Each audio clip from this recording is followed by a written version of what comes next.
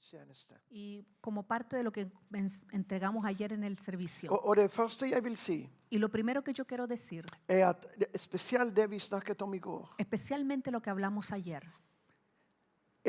Vi snakket om dette med bekjennelse. estuvimos hablando acerca de lo que es la Og confesión hvordan bekjennelse y kan cómo la forandre confesión det vi tenker. puede cambiar lo que pensamos. Men du må forstå Pero tenemos que entender, at det er ikke bare at vi bekjenner hva som helst. no se trata de que confesamos cualquier Vi cosa. bekjenner Guds ord. Confesamos la palabra de Det er Dios, Guds ord la palabra de Dios, som er den sverd. que es esa espada. Men du må forstå at Guds ord er ikke bare en sverd. Y hay que entender que la palabra no solo es una espada, Den er også en skjold. también es un escudo. Se, Guds ord det er en forsvar og offensiv. So, la palabra de Dios En offensiv og forsvars redskap. Våpen. es un arma de atacar, pero también un arma de defensa. Så vi må forstå Tenemos que entender at vi har fått en sånn våpen. que nosotros hemos recibido una tremenda arma. Det er forsvarsvåpen og det er offensivt våpen. Es una De- arma para atacar y una arma para I det defendernos. vanlige det er to forskjellige ting. En lo normal son dos diferentes cosas, Men Guds ord er begge deler. pero la palabra de Dios es ambas cosas. Det beskytter oss, Nos protege, men det også gir oss evne til å bryte ned, slå ned og komme imot. pero también nos da la oportunidad de venir y atacar con la palabra aquellas cosas que quieren venir en contra nuestra. Og den blir et forsvar når vi hører på den, Y se convierte también en una defensa cuando la oímos og vi gjør etter den. y hacemos la Det blir palabra. et forsvar for Se oss. convierte en una defensa para Men når vi nosotros. taler den, Pero cuando la hablamos, når vi forløser den over alle omstendigheter cuando og tingene la rundt oss, desatamos sobre toda circunstancia, situación alrededor nuestro, den blir til et tvegesverd se convierte en una espada de dos filos som kutter på begge sider. que viene cortando por ambos lados, Alle retninger. todos lados. Og det er derfor djevelen kan ikke stå imot det. Y por eso que el diablo no se puede resistir a la palabra. Det lignes lys, Bibelen sier. Ordet er lys. La compara a la luz. Og lyset kan ikke bli holdt tilbake av mørket. Y la luz no, la oscuridad, la tiniebla no puede retener la Det luz. spiller ingen rolle hvor mye mørkhet det er. No importa cuánta oscuridad haya. Den minste lys La luz más bryter pequeña i alle retninger. rompe en esa oscuridad. 360 grader. 360 grados. Det bare bryter alt mørket. La luz solamente rompe toda la oscuridad de Og alrededor. det er den våpen du og jeg har fått. Y es ese efecto, esa arma hemos recibido. Vi har fått den våpen. Hemos recibido esa Og du arma. må forstå Y debemos entender at når vi ber, que cuando oramos, det er det vi bruker den sverd. para eso usamos esa espada. Hver enkelt av dine bønner Cada una de tus oraciones skjærer gjennom motstand. rompe en contra de la oposición. Skjærer gjennom alt det djevelen har prøvd å komme imot deg og meg. Rompe en contra de todo aquello que el diablo ha querido traer en contra de ti y Og de det mí. fins absolutt ingenting som kan stå imot. Y no hay nada, ni un pecado que pueda resistir la palabra. Halleluja, så da må du være frimodig, min Por eso que kjære. tienes que ser valiente, mi amado. Du må være frimodig. Tienes que ser valiente.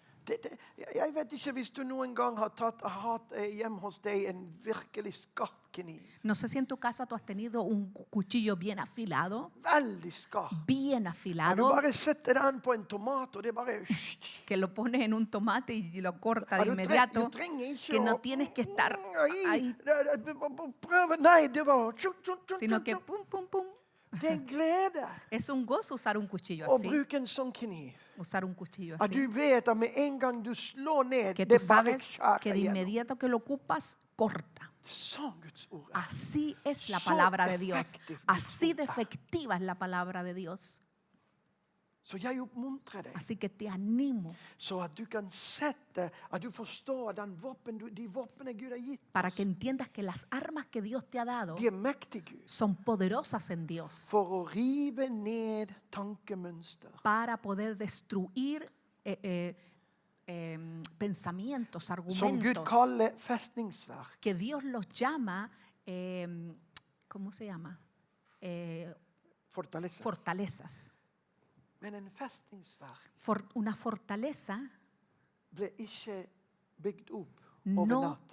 se construyó de la noche a la mañana.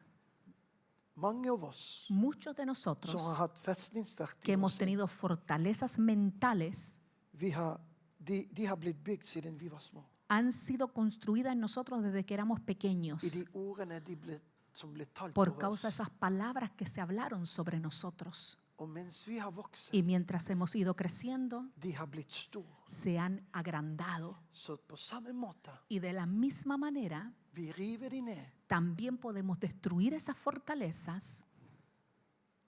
Det tar ikke over natt. Tampoco no es de la noche a la Det blir mañana. ikke over natt. No, tampoco sucede de la Det er noche a la derfor du må mañana. være konsekvent. Por eso que tienes que ser Det er consecuente, derfor du må repetere.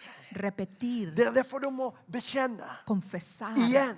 una vez Igjen. y de nuevo Igjen. y de nuevo. Gud sa det til Israel. Dios se lo dijo a Israel. Hun sa, disse ordene som jeg gir til Le dere, dijo, estas palabras que yo les doy, du skal skrive det på ditt hjertes las vas a tabell. escribir en las tablas de tu corazón Men så skal du tale y dem. las vas a hablar. Du skal tale Las dem vas a hablar om morgenen, en las mañanas, hjem hos deg, en tu casa, mens du sitter ved bordet, cuando estás en la mens mesa, du legger deg ned, cuando te acuestas, når du går ut i veien. cuando sales en el Du camino. skal skrive dem på dørene. Las vas a escribir en las Det vil si, puertas. dette er en aktiv livsstil Quiere decir que es una vida, un estilo de vida activo av bekjennelse av Guds ord. de confesar la palabra de Dios. Og sånn du river ned Y de disse esa tankemønster. manera tú derribas esas fortalezas mentales. Og de versene det står i 5. Mosebok kapittel 6. Y estas palabras que salen en Deuteronomio capítulo 6, I 5. Mosebok kapittel 6 Deuteronomio capítulo det 6, står de ordene. ahí está escrita esas palabras. At de ordene som Gud har gitt oss, Que las palabras que Dios nos ha dado, du skal minne deg om det. vas a recordarte de Tenke ellas, på de. pensar y Meditere meditar en Men ellas, så må du bekjenne dem. pero también las tienes que confesar Halleluja. Og det er sånn y hablarlas. Y es así at vi holder disse festningsverk for å que bygge seg opp i vårt liv. agarramos o impedimos que estas fortalezas se levanten. Og det er utrolig viktig Y es sumamente importante at vi forstår dette. que entendamos esto, For vi lever i profetiske tider. porque estamos viviendo ahora en tiempos Og min proféticos. kjære, hvis det er noen som må være i stand til å forklare til denne verden som er fullt og forvirrende, hva er det som skjer? Det er vi som har ordet. Somos nosotros que tenemos la palabra, que tenemos que tener la posibilidad de poder explicar a la gente que está en confusión lo que está sucediendo. Det er en verden der ute som er helt forvirret. Hay un mundo allá afuera que está muy confundido, Men Guds folk burde ikke være pero el forvirret. pueblo de Dios no debería estar confundido. Vi har boken Tenemos el libro, som har fortalt hvor alt kom fra. en un libro, la Biblia, que nos dice dónde todas las cosas están pasando, cómo están pasando. Og jeg vil bare, det er den andre del av det jeg ville dele i dag. Es un poquito de la otra parte de lo que quiero compartirles, For vi er i et bønnemøte. porque estamos en una reunión de oración Og når vi ber, y cuando oramos vi må be med et fokus. tenemos que orar con un enfoque. Vi må vite at det vi sier går i linje med Guds ord. Tenemos que saber que lo que estamos orando va en línea con la palabra de Dios. Og mange blir forvirret på grunn av oi, hva USA holder på å gjøre, eller Norge hva holder på å gjøre, eller en annen land Y hva mucha holder på å gente gjøre. se confunde y dice, ¿qué es lo que está pasando con lo que Noruega está haciendo, con lo que Estados Unidos está haciendo? Du må forstå det er en prinsipp i profeti. Hay un principio en las profecías.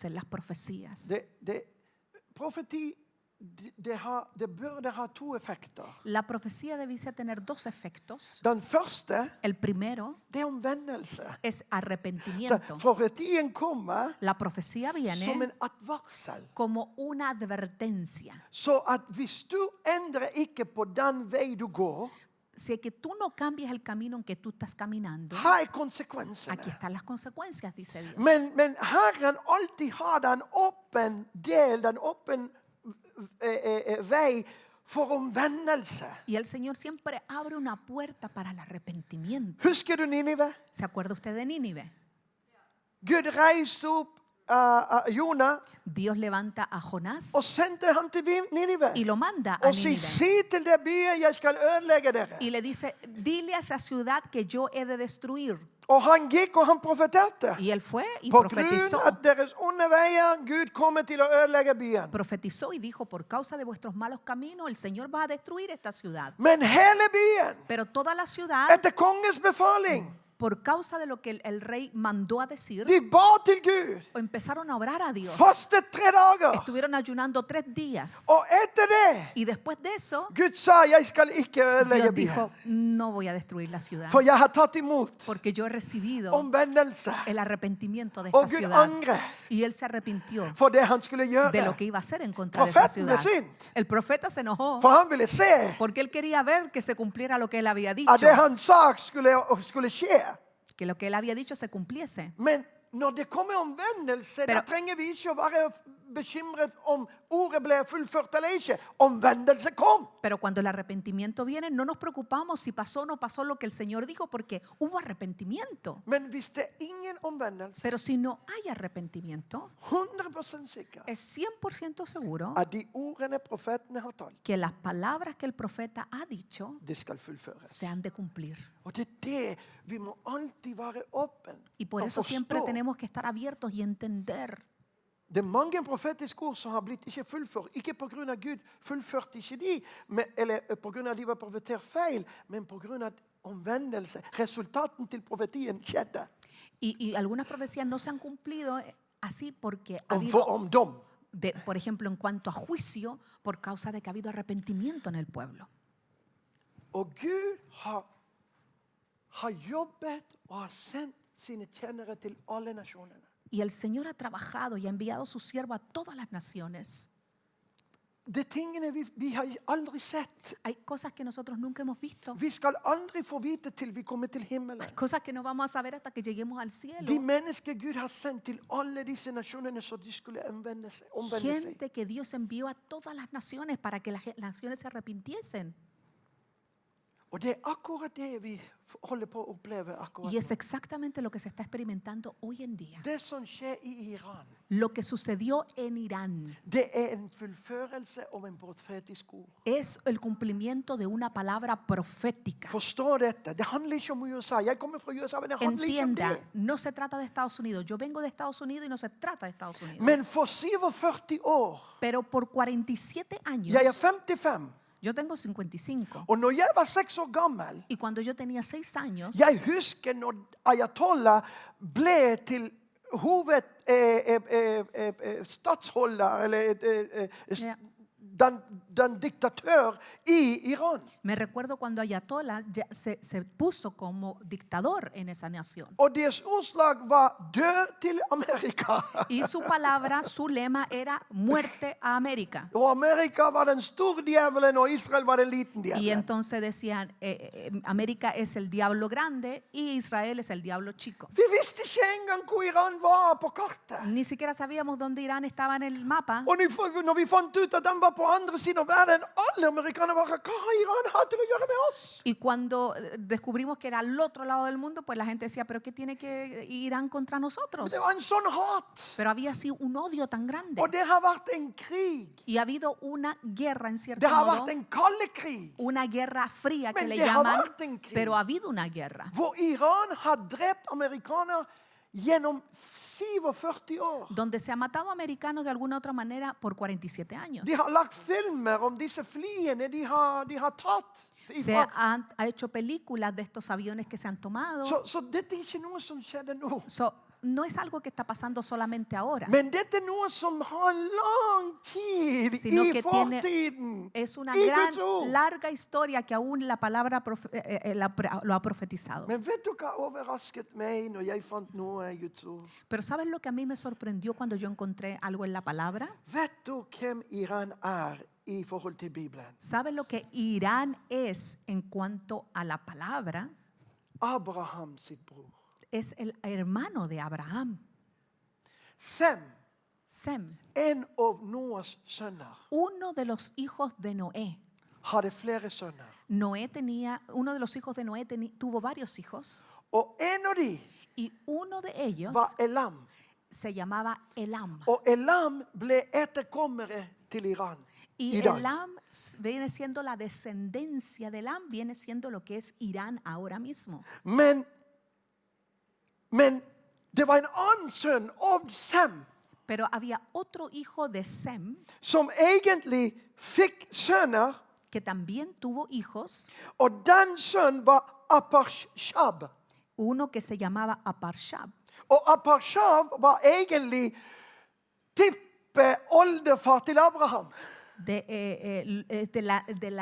la legacía de Sem y que se llamaba Aparshab y que Det etter han kom Abraham. y después de él vino Abraham. Så de var søsken. So, de alguna manera eran hermanos. Så Elam og Abraham, de som var etterkommere av Iran og Abraham, de var egentlig brødre. Estos, los descendientes de Abraham y de Irán, eran hermanos. Men selvfølgelig etter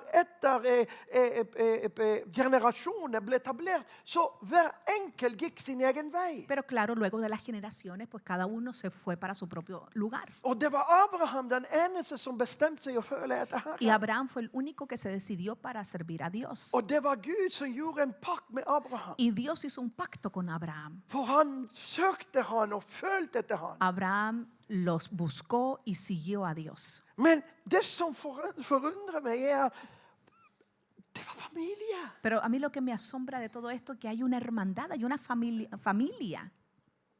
Og Jesus kom. Y Jesús vino. Paulus åpenbarte for at Pablo- av de to forskjellige pakter, Pablo reveló que de estos dos pactos, kjødets pakt og åndens pakt, el pacto de la carne y el pacto del espíritu, skulle bli ett iba a unirlo y lo va a hacer uno i Jesus. en Jesús. At Jesus skulle være forsoning for alle nasjonene. Que Jesús se iba a convertir en la propiciación o la reconciliación para todas las naciones. Men Pero Gud har en profetisk ord til hver nasjon på grunn av sine synder. Dios dio una palabra profética a cada nación por causa de sus propios pecados. Den første Gud dømte, Los primeros a que Dios juzgó veldig streng, muy fuertemente det var Israel. fue a Israel. Det har vi så mange historier Tenemos tanta historia de esto, av Israel sin villfarelse. de cómo Israel se desvió Og del på camino de grunn av Dios det kom så mange forferdelige konsekvenser. y que por causa de esto vinieron tantas consecuencias terribles. Og alle de tingene har blitt fullført. Y todas esas palabras se han Og det er cumplido. fremdeles andre som skal Y fullføres. todavía hay otras palabras que no se han cumplido todavía, que se han de cumplir. Men så kom Jeremia Pero entonces vino og Jeremías talte et ord y habló una palabra om Elam. sobre Elam. Og det er i Jeremia kapittel 49, vers 34 og 39. Og jeg vil lese disse versene. Y quiero leer estos versículos aquí. For jeg vil at du kan tegne den bildet foran deg og se hvis det ligner på det som vi holder på å oppleve akkurat nå. Porque quiero contarte este versículo para que tú veas el escenario que estamos viviendo en estos días. Og det er utrolig å tenke at her er Gud som profeterte flere tusen år siden. Es tremendo ver que profecías que el Señor trajo, pero miles y miles de años atrás, Og det føles som det har vært vist på nyhetene nå i det siste. que se siente que ahora mismo el cumplimiento de ellas se están viendo a través de las noticias. Og det er i Jeremia En Jeremías, kapittel 49, sier jeg, sant? capítulo 49, Yes, jeg skal bare komme dit. Nei, tradisjonell. I Jeremia kapittel 49, og i vers 34, y en el versículo 34. det står dette Herrens ord som kom til profeten Jeremia om Elam. Dice que en el versículo 34 dice, palabra de Jehová que vino al profeta Jeremías acerca de Elam. Og Elam, det Y er kom- en sønn til Sem, Y como hablamos, Elam es el hijo de Sem, og som etterkommere til Elam er nå dagens Iran. y que los descendientes de ellos es el actual Irán. I begynnelsen av regjeringen til Hizkia, konge av Juda, det lød slik. En el principio del reinado de Sedequías, rey de Judá, diciendo: Så sier Herskarenes Herre, así ha dicho Jehová de los ejércitos: se, jeg skal bryte Elams bue. he aquí que yo quiebro el arco de Elam. Vet du hva er den hovedvåpen som Iran har? ¿Sabes cuál es la arma principal que Elam tiene? Det har vært raketter som er skyttet eller siktet mot alle nasjoner rundt. Han sido estas armas que han tenido para que Tror atacar. du at det er en tilfeldighet at Gud sier hans våpen er en bue? ¿Crees tú que es una coincidencia que justo habla de que las armas de Elam es como una raqueta que se envía, Es una flecha. una flecha? Sant? Un arco. For du må forstå, når profetene fikk se, Porque tienes que entender, Bilde. cuando los profetas veían imágenes, de bare så tingene som skittet fra Elam. ellos solamente veían cosas, ¿no? Så Decían, de eneste våpen som kunne skytte noe, det er en bue. y en ese momento, lo que existía en ese entonces, lo único que se podía lanzar de la tierra hacia el cielo Men eran, det er raketter. ¿cómo que se llama? Ja, Pilas, ¿no? Flechas. Flechas. Isa, Flechas. jeg skal sende 4 vinder over Elam fra himmelen, 4 ender, og spre dem fra alle disse vinder. Traeré sobre Elam los 4 vientos de los 4 puntos del cielo.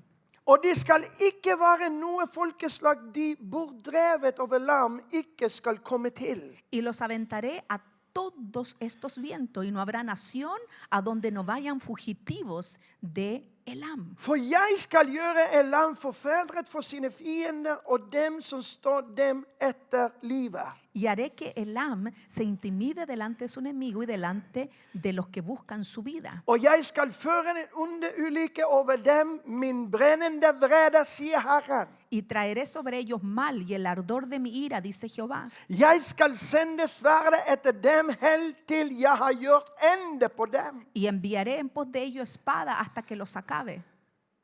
Jeg skal sette min trone, det står, Y dice aquí, y pondré mi trono i Elam. en Elam. Jeg skal sette min trone i Elam. Y pondré mi trono en Elam. Jeg tror med hele mitt hjerte Yo creo con todo mi corazón at Iran skal være et hovedstad i Midtøsten, que creo que Irán ha de ser una capital dentro del Medio Oriente, hvor evangeliet skal komme til hele Midtøsten. donde el evangelio de ahí va a salir a todo el Medio Oriente. Halleluja. For Gud skal sette sin Porque trone, Dios ha de poner su trono, sin quiere tilbedelse. decir su alabanza, Halleluja, sin pris, sine verdier. su palabra, sus principios, Halleluja. sus valores. Kongen skal sitte seg El der. rey de Kongens reyes konge og herrenes se herre. va a sentar ahí. Men se hva det står. Pero mira lo que dice Men también. jeg skal utrydde kongen Y destruiré a su rey og fristene derfra. y a su príncipe, dice Jehová. Altså A sus prinsipes. príncipes. Og alle de som regjerer sammen med konge. En otras palabras, todos aquellos que reinan junto con el rey, a los que tienen autoridad. Vet du hva var det som skjedde nå? Sabemos lo que ha pasado ahora. Den første dag av det som skjer akkurat nå i Iran. El primer día de todo esto que ha pasado en Irán, På en veldig tilfeldig måte. de una forma muy de coincidencia, Alle som todos regjerer, los que som gobernaban, regjerte i Iran, en Irán, de samlet seg et sted. For se første gang juntaron por primera vez en un lugar. i mer enn 47 år. Det har aldri skjedd. En más de 47 años no había sucedido algo como esto. De bestemte seg, la oss komme og planlegge hva vi skal gjøre. Decidieron juntarse toditos para decir, vamos a planear lo que va a suceder en el futuro. Og der kom Israel, Y aquí viene Israel samarbeid med USA, en acuerdo con Estados Unidos, og de traff den ene bygget. y vienen y tocan ese edificio donde ellos estaban. Og det ordet her, Y esta palabra aquí, jeg står ikke om, jeg rettferdiggjør ikke dette, Yo dette no- er riktig, dette er ikke riktig. yo no estoy Jeg hablando står de ikke- si el hecho fue justo, no justo, fue malo, no malo, no. Men når folk bestemmer seg Pero og gjøre cuan- det som er ond Pero i cuando la Guds øyne. gente se decide a hacer lo que es malo a los ojos de Dios, De ordene Gud har talt las palabras o el juicio que Dios ha hablado i dom over disse nasjonene, sobre estas naciones det blir fullført. se cumple. Og akkurat det, Y justo esta palabra aquí, akkurat det ordet esta palabra aquí ble fullført. se cumplió. Men se hva det står i vers 39. Pero mira lo que dice el versículo Men i 39. de siste dager, Pero acontecerá en los últimos días, det skal skje, acontecerá en los at últimos jeg skal días føre de burforte over land tilbake Que og haré- gjenbygge henne. que haré volver a los cautivos de Elam, dice Jehová. Jeg skal gjøre de komme tilbake, Yo haré que ellos vuelvan de vuelta og du skal gjenbygge y nasjonen. Dios va a restaurar esa nación. Så vi må forstå, Tenemos que entender, så lenge vi lever etter loven, que mientras nosotros vivimos, la gente vive por la ley vi skal bli dømt etter loven. la ley juzgará. Men vår oppgave Pero nuestro trabajo, nuestra función er å nå så mange mennesker es og få dem inn alcanzar til Guds a nåde. tanta gente y que las podamos traer a la gracia de Dios. Så må folk komme inn i Guds nåde, Para que cuando ellos entren a la gracia de Dios, da det ikke er loven som dømmer dem. ya la ley no está sobre ellos. Halleluja, de er fri fra den lovens dom. El juicio de la ley ya no opera sobre ellos. Og det er det Jesus kom til å gjøre. Y para eso vino Jesús. Og det er derfor vi har blitt sendt Y for por å eso formidle den gode nyhet til nasjonene. Nosotros, Dios nos ha levantado a nosotros para traer las buenas nuevas de salvación a las naciones. Så at det ikke er dommen som kommer etter loven, etter konsekvensene for å bryte loven, kommer over mennesker, men at Guds nåde kommer over Para mennesker. que la consecuencia de romper la ley no venga sobre ellos, el juicio no venga sobre ellos, sino que venga la gracia sobre For ellos. hvis jeg er ikke i nåden, Porque si yo no vivo en la gracia jeg de er under Dios, loven automatisk. entonces automáticamente vivo la consecuencia de la ley Og jeg skal oppleve konsekvensene til loven. y voy a experimentar esas consequencias. Så det er derfor vi må komme med Guds Por nåde. eso que tenemos que presentarle a la derfor vi må gente la komme med gracia de Jesus. Dios. Tenemos que mostrar a Det er Jesús. derfor mennesker må bli frelst. Por eso que la gente tiene que venir y recibir Så salvación. at de kan bli frigjort for den åndelige dom som skal komme.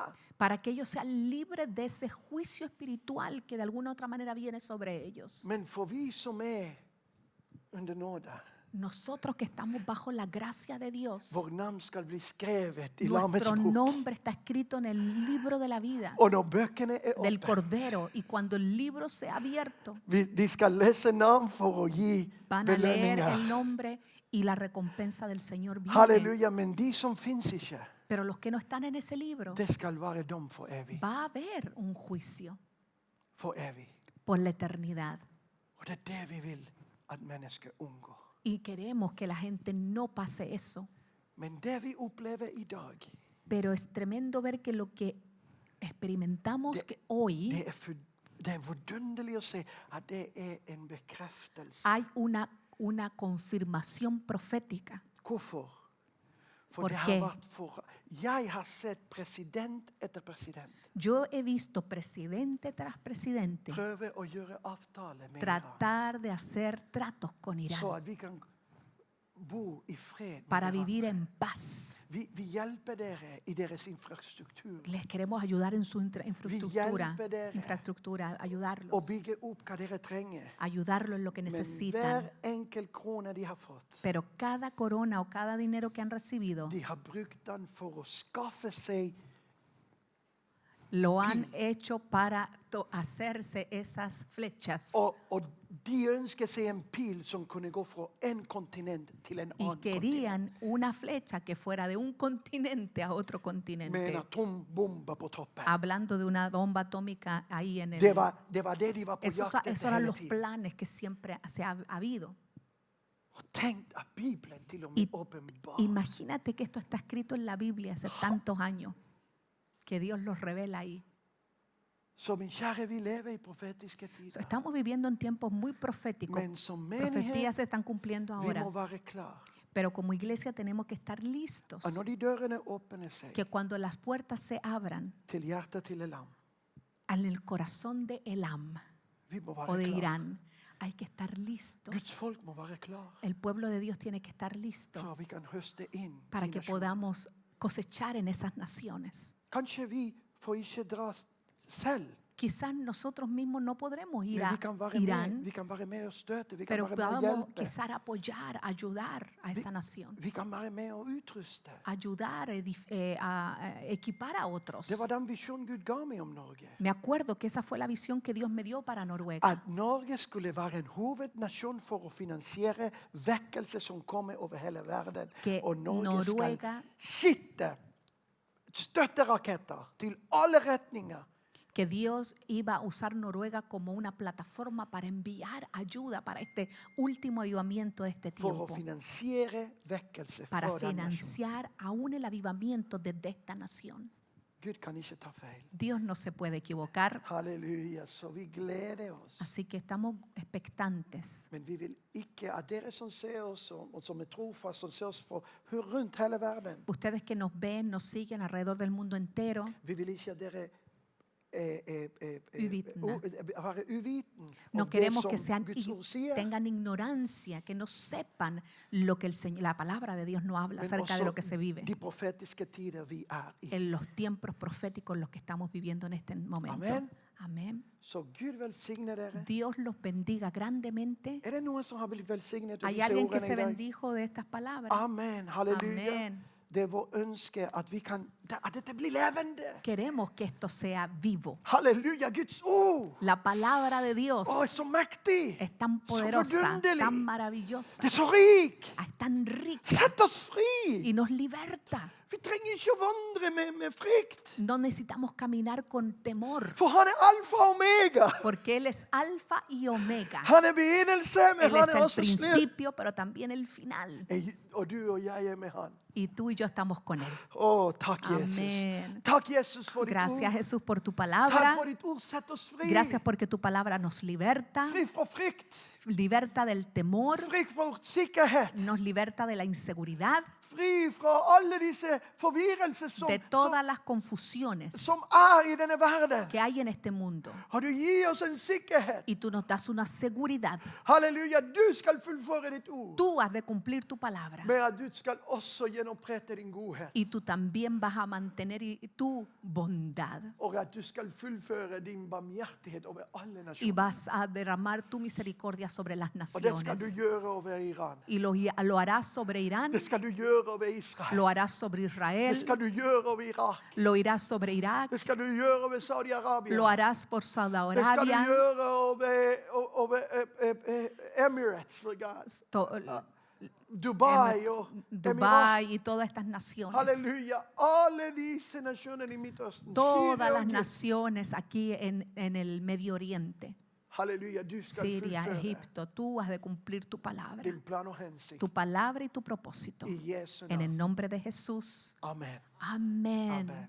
Amen. Takk, Jesus. Var velsignet i Jesu Halleluja. navn. Amen. Takk, Jesus. Halleluja. Amen.